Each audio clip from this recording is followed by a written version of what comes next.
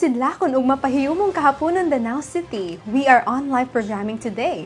Today is June 11, 2026, Adlong Webes, and welcome to the 30th episode of The Weeklight.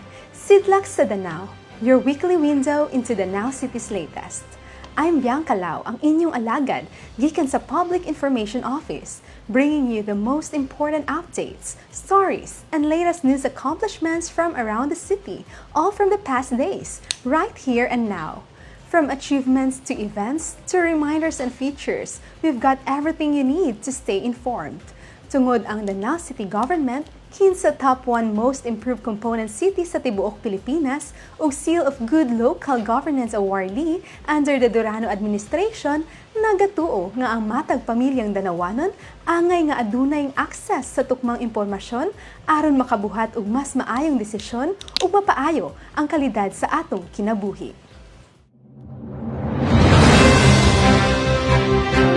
Unang balita nato karong simanaha, ang usa sa mga highlights sa ato ang 65th Charter Anniversary. Isip pagsaulog niini, gipasidunggan ang 591 ka mga Danawanon nga nakahatag og garbo, inspirasyon ug dakong kontribusyon sa atong komunidad pinaagi sa Garbo sa Danao 2026 awarding ceremony.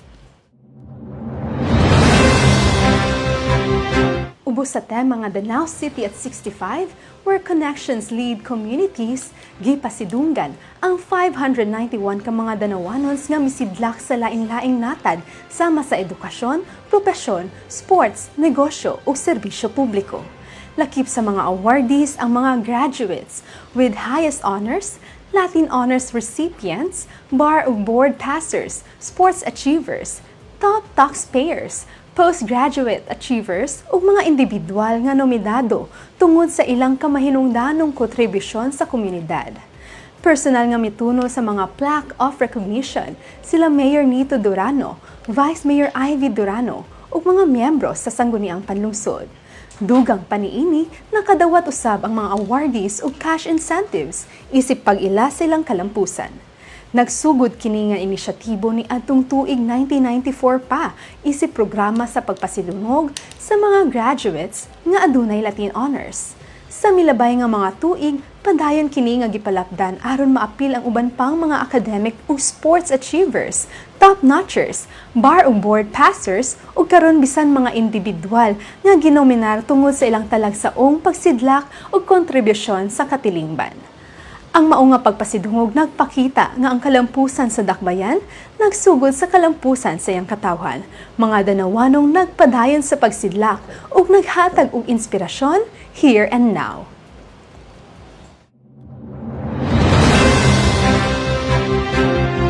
Sa laing balita sa kalampusan, Danao City Public Employment Service Office gipasidunggan sa Department of Labor and Employment isip top-performing peso sa Region 7.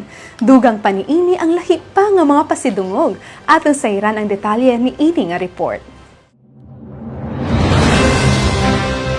Nakadawat ang Peso Danao City og duha ka major recognitions gikan sa DOLE Region 7 alang sa fiscal year 2025. Una, giila ang opisina isip top-performing peso in Region 7 tungod sa ilang consistent nga suporta o pasundayag sa pagpatuman sa mga programa sa DOLE sama sa employment facilitation, career advocacy ug livelihood assistance.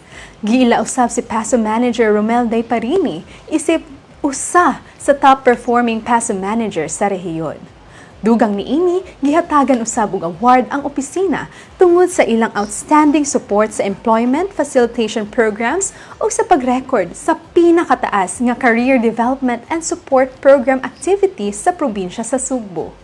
Kini nga mga pag-ila nagpakita sa padayon nga dedikasyon sa lokal nga pamunuan sa paghatod sa mga oportunidad pinaagi sa job referrals, skills development ug livelihood programs para sa mga Danawanon. Matud pa ni Peso Manager Romel Day Parini, sukad 2021, padayon nang giila ang Danao City isip top-performing peso sa Region 7 nga resulta sa lig-on nga suporta sa lokal nga pamunuan o kolektibong paningkamot sa pagdala o pagkonektar sa mga oportunidad ngadto sa katawhan.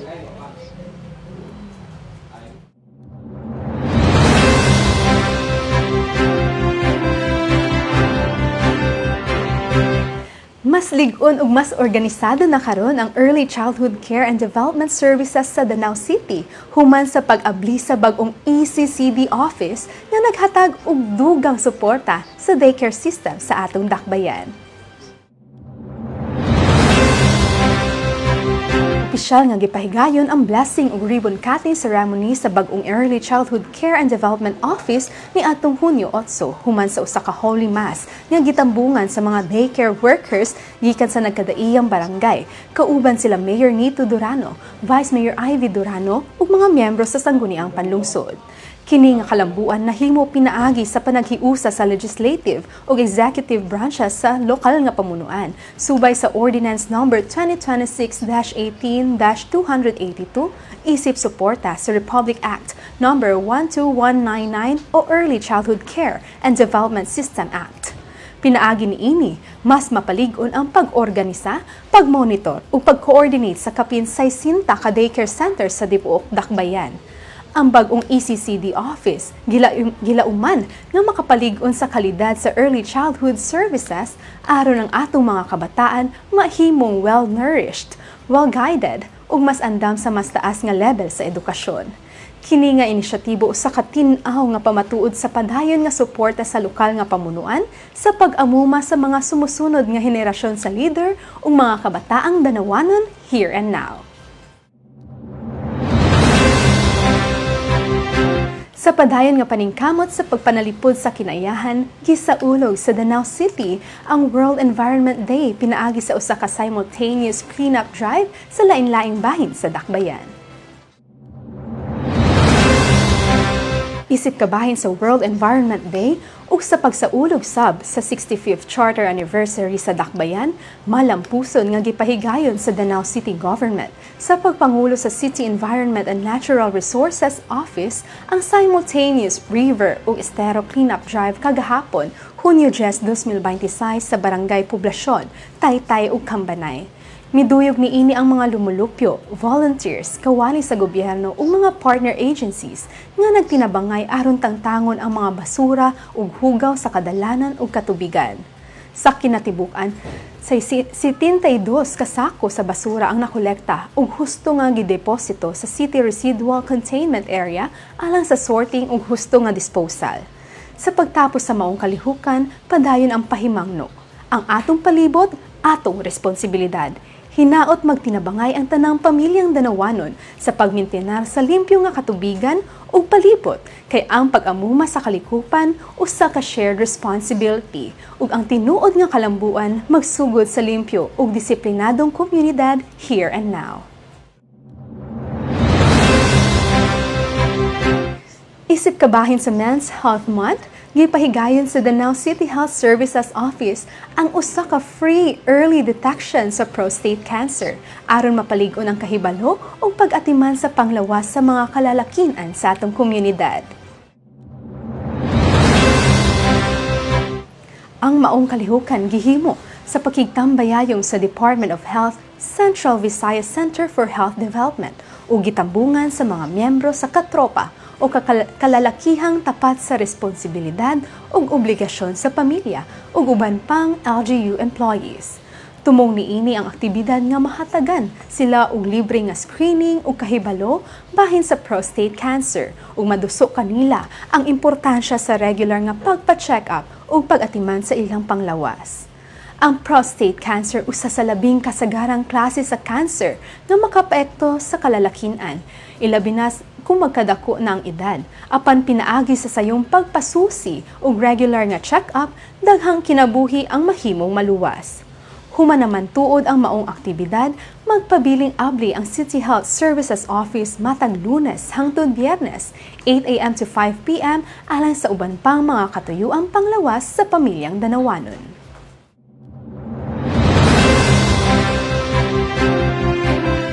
Sa padayon nga paningkamot sa pagpalig-on sa maayong panggobyerno, gipahigayon sa sangguniang panlungsod ang usa ka public hearing kabahin sa gipanday nga ordinansa sa Ethics and Integrity Code for Public Servants sa dakbayan sa Danau. Aniya ang dugang detalye.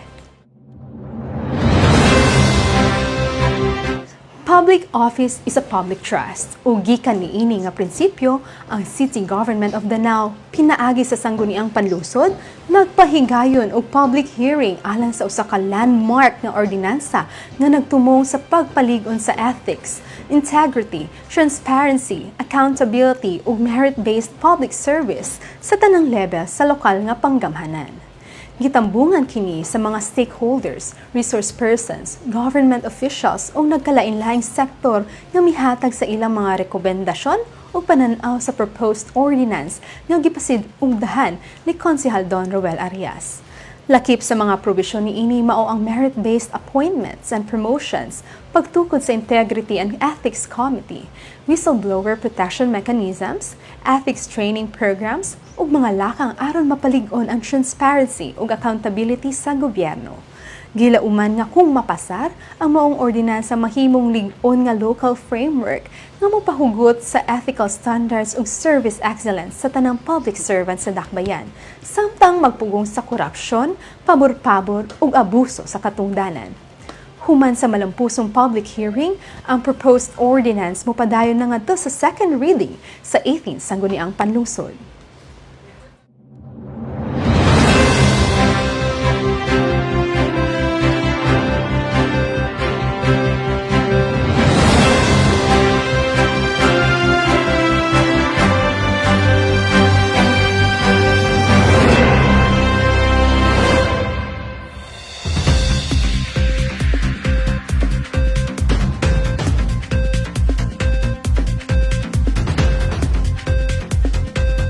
Sa dugang lehislatibong kalambuan, upat ka mahinungdanon nga polisiya ang gituki o giaprubahan sa 43rd regular session sa 18 sangguniang panlungsod sa Danao City nga naglatid og mga programa para sa kabatan-unan, panginabuhian ug maayong panggobyerno.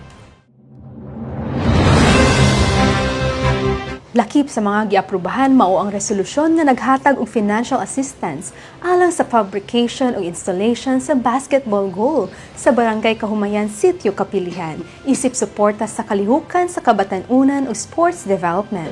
Gideklarar na usab nga operative ang 2026 SK annual budget sa Barangay Dunga, Saksak, Santikan, Sibakan ug Mantiha nga maghatag og pondo para sa mga programa sa kabatan-unan sa matag komunidad. Samtang giaprubahan usab ang laing resolusyon nga naghatag og otoridad kang mayor nito sa pagsulod sa usa ka Memorandum of Agreement kauban ang Vertex One Apparel Philippines alang sa sewing, skills ug livelihood training sa mga Danawanon nga mulungtad hangtod Hunyo 30, 2028. Gipasarsab ang resolusyon nga nagkumpirma sa Executive Order No. 107 Series of 2025 na nagmugna sa Inventory Committee sa City Government of Danao aron mapalig-on ang transparency ug maayong pagdumala. Usahay, ang usa ka resolusyon murag yano ra tan-aw sa papel, apan sa tinuod kini nagbukas og oportunidad alang sa sports development, kabatan-unan, panginabuhian ug mas lig-on nga sistema sa gobyerno. Pinaagi sa padayon nga paningkamot sa sangguniang panlungsod ubos sa lideratong Durano, ang mga pulisiya nagpadayon sa pag-umol ug mas lig-on nga komunidad ug mas hayag nga kaugmaon para sa pamilyang Danawanan here and now.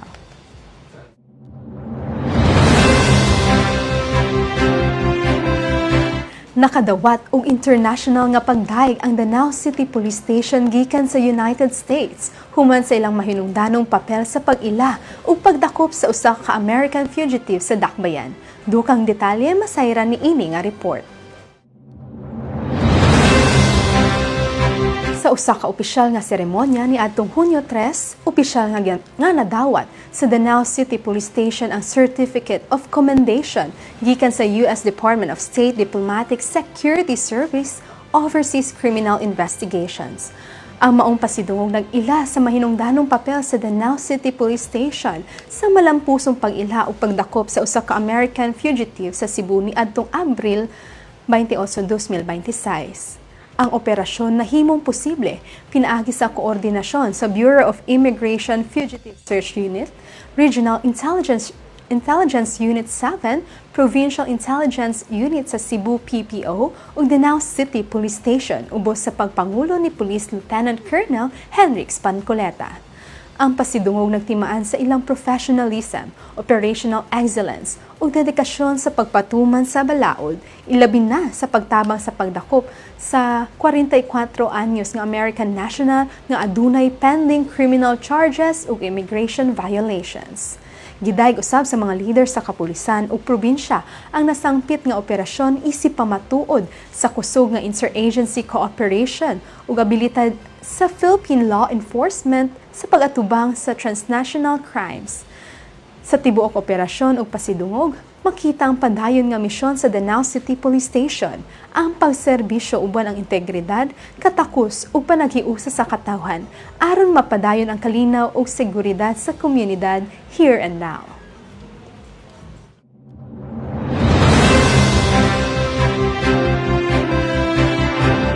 Padayon ang pagpalig-on sa serbisyo nga moduol sa katawhan pinaagi sa programang Tabang OVM nga karon miabot na bisan pa sa mga isla nga layo ug lisod ma-access sama sa Isla Verde. Gipanguluhan ni Vice Mayor Ivy Durano ang pagpanghatag og mga tabang ngadto sa mga residente sa Isla Verde isip kabahin sa padayon nga serbisyo publiko nga moduol sa komunidad. Ang mga kabataan nakadawat og school bags, school supplies ug tsinelas, isip, tabang o preparasyon sa ilang klase. Samtang ang matag pamilya nakadawat usab og 5 ka kilo nga bugas isip dugang suporta sa ilang adlaw-adlaw nga panginahanglan. Apan labaw sa material nga tabang, ang presensya sa lokal nga pamunuan sa isla nagpasabot sa usa ka lig-on nga pasalig nga walay komunidad nga layo kaayo aron maabot ug walay pamilyang Danawanon nga angay pasagdan. Kini nga inisyatibo kabahin sa 5-point connectivity agenda ni Mayor Nito Durano na nagtumong sa pagduol sa serbisyo ngadto sa katawhan ug pagpalig-on sa koneksyon sa matag komunidad sa Dakbayan.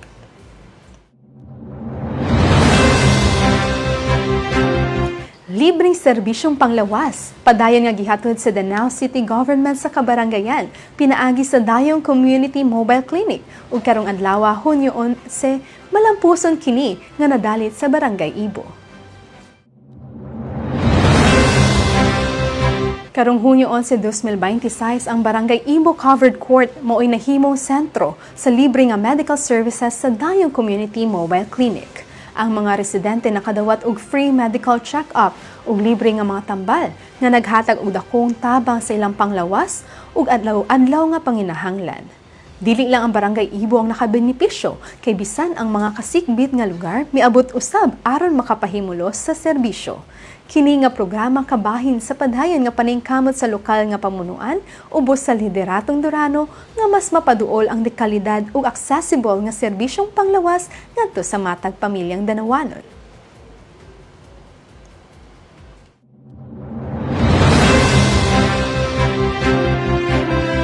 Sa sektor gihapon sa panglawas, adunay pahimangno ang atong health authorities bahin sa mga lamok o sakit nga dala niini nga angay natong matngunan. Ani ang detalye.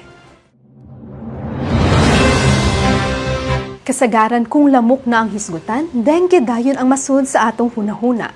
Apan dili lang dengue o ang carrier niini nga Aedes mosquito ang delikado ug makamatay kay adunay usab laing klase sa lamok nga angay natong bantayan. Ang Culex mosquito nga nagdala og Japanese encephalitis, usa ka seryosong sakit nga mahimong moresulta sa komplikasyon sa utok ug posibleng pagkamatay.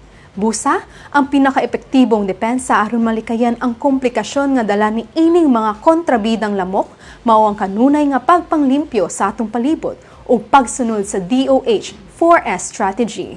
Search and destroy mosquito breeding sites, self-protection gamit insect repellent o sakto nga sinina. Seek early consultation kung adunay sintomas. Hinumdumi, ang limpyo nga palibot, proteksyon batok sa sakit nga dala sa lamok. Busa, magtinabangay kita aron magpabiling himsog, luwas o protektado ang atong komunidad here and now.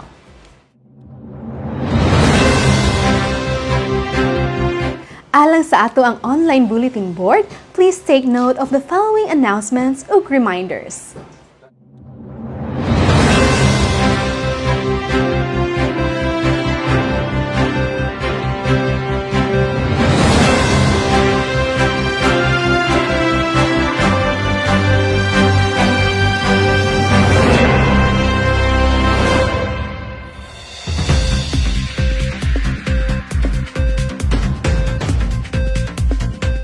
Wala pa kay valid government ID? Pagkuha na lang og postal ID danawanon.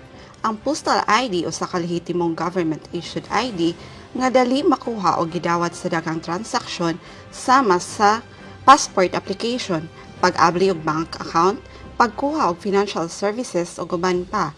Kini usasab ka maayong ID para sa mga wala pay primary government ID. Maayo karon kay available na ang postal ID capturing o registration sa Danao City Post Office gikan Lunes hangtod Huwebes, alas 7 sa buntag hangtod alas 6 sa gabii. Pagdala lang sa mga mosunod nga requirements: usa ka valid ID o birth certificate, marriage certificate alang sa mga minyo nga babae, proof of address sama sa barangay clearance, bayranan, regular processing 10 to 15 working days, 550 pesos. Rush processing 5 to 7 working days, 650 pesos. Siguraduhang kumpleto ang inyong mga dokumento aron hapsay ug paspas ang proseso sa aplikasyon. Tan-awa ang info cards nga naka-flash sa inyong screen alang sa ubang requirements option. Parehistro na o kuhaa ang usa ka kasaligan o giila nga government ID here and now.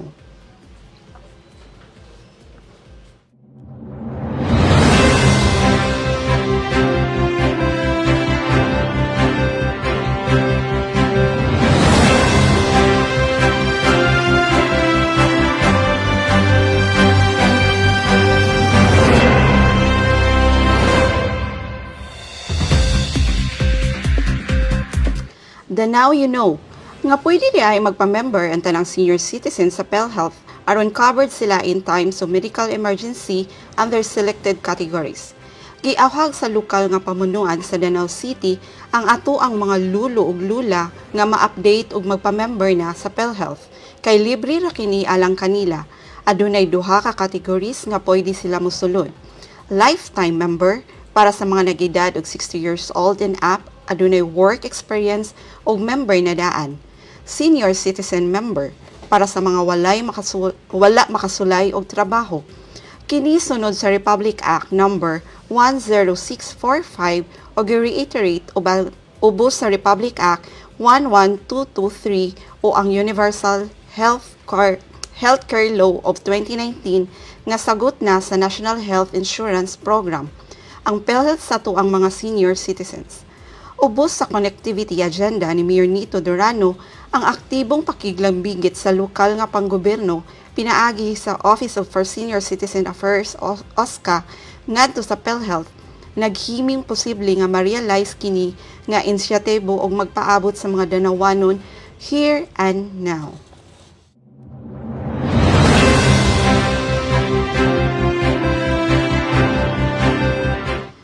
Future Danao City Scholars, andam na ba mo?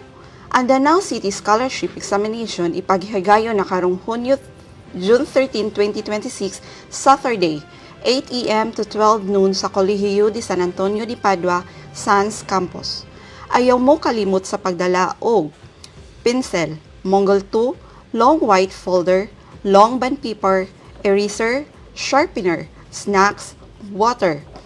Siguruha nga ma-check ninyo ang inyong room assignment by scanning the QR code nga anaa sa inyong screen o bisitaha ang Danao City Education and Development Office Facebook page alang sa dugang detalye. Best of luck to all examinees. Study well, arrive on time, and give it to your best shot. The city government of Danao believes in your potential, and we can't wait to welcome you to the growing numbers of Danao City scholars, here and now.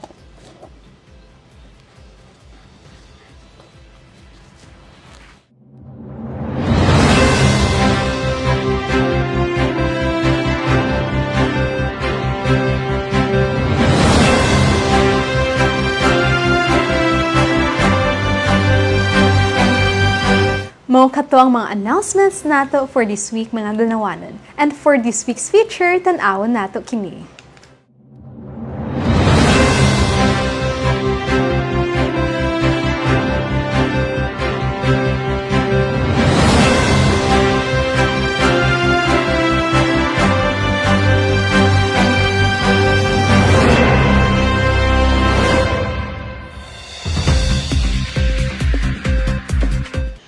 Sugod karon nga school year, ang Department of Education mipatuman na sa 3-term school calendar. Di na school year dili na bahinon ngadto sa 4 ka grading periods sama sa naandan, kundi ngadto sa 3 ka termino o terms. Ang first term mudagan gikan Hunyo hangtod Setyembre, ang second term gikan Setyembre hangtod Disyembre, ug ang third term gikan Enero hangtod sa ulahing bahin sa Marso. Nga mo kompleto sa 201 ka school days alang sa tibuok academic year.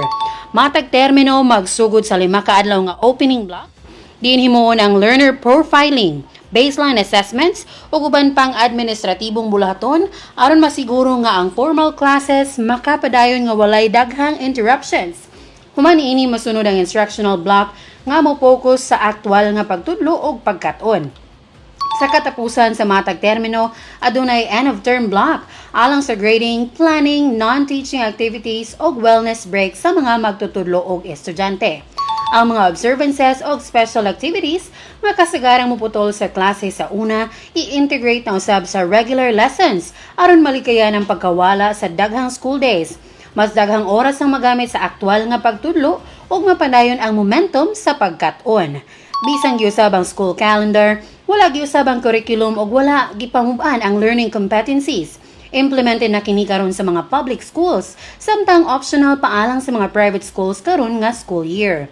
Matud pa sa DepEd, kini nga sistema makapakunhod sa administrative workload sa mga magtutudlo ug makatabang sa paghatag og mas taas nga uninterrupted teaching time, mas maayo nga pacing lessons ug mas organisadong school year here and now.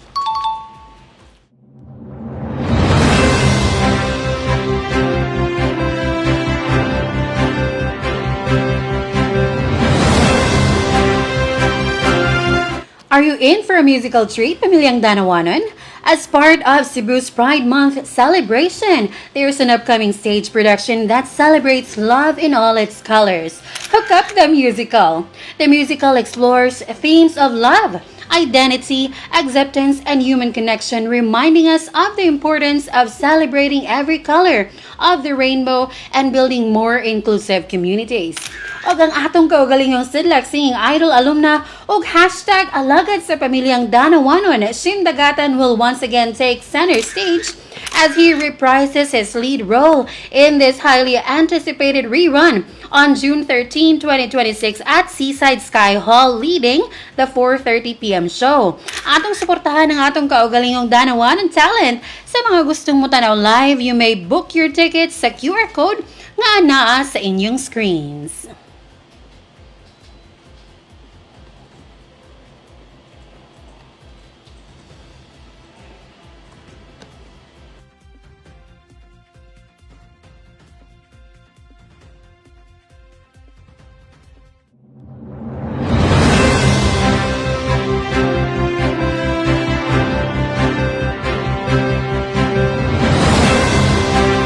Alright, mao kadto ang atong mga features this week. Sa laing bahin, it's shoutout time. Tanaw nato ato ang comment section kung naay magpa-shoutout o sa mga nananaw karon kung naamoy ganahang ipag-greet, ipa-shoutout, i-comment na sa ato ang comment section.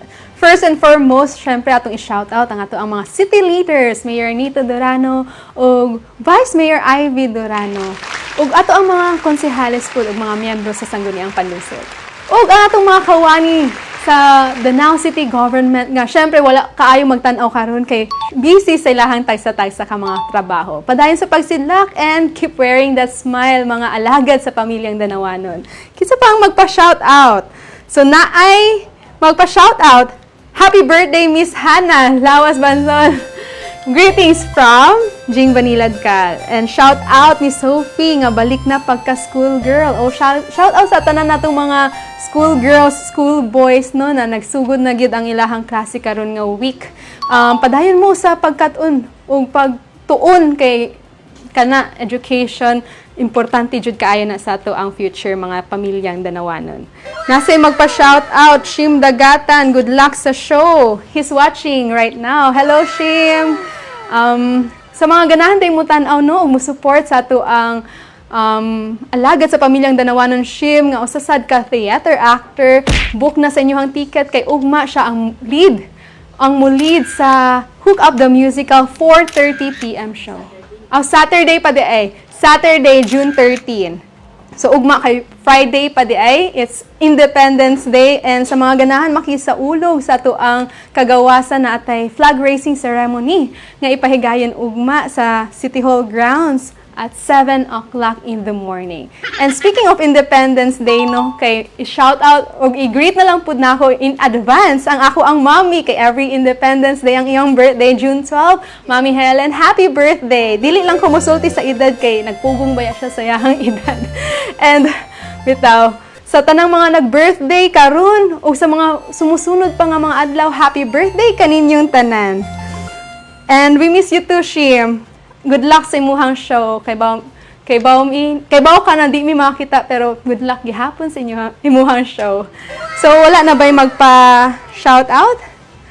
Shout out na lang. Welcome back to the Philippines, Ate Yula, Kiki, and Gabe. And amping sa UK, Ate Nikki. Wala na magpa-shout out diri. So I think dili na nato dugayon pa. That's a wrap for this week on The Weeklight. Sidlak sa Danao, your weekly window into Danao City's latest. Sa kaalam, aduna tay gahom o sa tinuod nga serbisyo, aduna tay paglaom. If you found something that sparked your interest, i-share kining atong balita. Like and follow Danao City Government on Facebook and visit danaocity.gov.ph as Danao City Government's official website. Sa ngalan ni Mayor Nito Durano, Vice Mayor Ivy Durano, city officials ug tibuok persa sa Danao City Government, kini si Bianca Lau, gikan sa City Information Office, reminding you, stay informed, stay involved, stay connected and empowered. Maayong hapon o sidlak Danao.